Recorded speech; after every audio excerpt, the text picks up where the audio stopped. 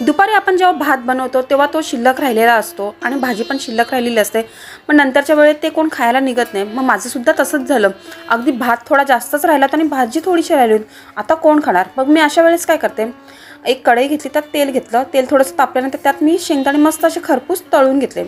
तळल्यानंतर मी ते काढले आणि मग त्यात मोहरीची फोडणी केली, अगदी खमंग फोडणी करायची आणि लांब पातळ असा बारीक चिरलेला कांदा टाकलेला, पातळ चिरलेला, आणि मग बारीक चिरलेली मिरची घातली आणि कढीपत्त्याची पाने, आणि हे आपल्याला जास्त परतून नाही घ्यायचं, अगदी थोडंसं 1 मिनिटभर मी परतून घेतलं। त्यानंतर मी मीठ घातलं, अगदी थोडंसंच मीठ घातलं, हळद घातली, लाल तिखट घातलं आणि अगदी सर्व मसाले व्यवस्थित परतून घेतले। मग जी शिल्लक राहिलेली होती भाजी ती मी त्यात घातली आणि मग जो भात आपला होता त्याच्यात शेंगदाणे घातले होते ते मी घातले आणि अगदी व्यवस्थित सर्व मी मिक्स करून घेतलं।